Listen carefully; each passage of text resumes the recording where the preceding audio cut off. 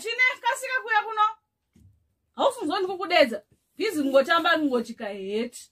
Ndakukutuma basa pano rakandimirira. Ndibika kamari ka. Mari, ndoti unonditengera safe. Ndati nditenge chi? Safe. Saka iwo zvochoitaka. Pachenji, nganyasa kubatisa. Pachenji chasara. Unozotenga majigisi. Asi ndati uya nechi? Safe. Noti washeni yangu yakakuromba muchimhanya kutakshop. Kasika kudzoka. Uzvinzwa here?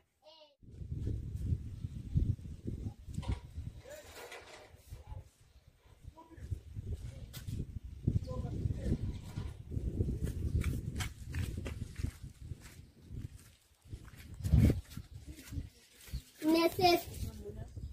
For my jiggies now. Sana safe ribbon is a man. Into the magic is safe.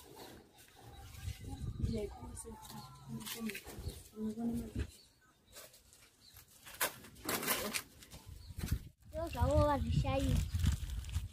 It's our food. It's our magic.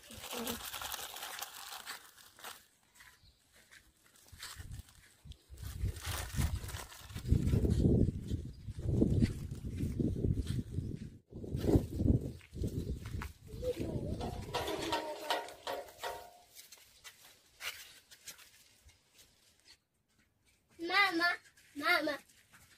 Kuzva kudya majigisi. Safe yangu iripi? Safe yenyu hakuna mama. Asi ndasiya ndoti chi safe yecho ikuita mari zvanziwita $1. Saka iwo watenga majigisi sei? Safe yangu tinotenga zvakakosha. Andi ndangoona kune majigisi zvenyu kusina. Zvanangotege ndingotenge chi majigisi angu. Ngotika heti. Unogumbura iwe mwana iwe. Ndipe kuno mari yangu. Saka iwo watoona zvakakosha kutenga majigisi shuwa. Kuri mhosva yangu here? Mhosva watengere majigisi. Pano iwo unoda kutorohwa wewe. Ungaite basa rekutenga majigisi pamari yangu inini yaenda kupa. Unoda shamhu iwe. Uya kuno nditombo kuno. Iwe.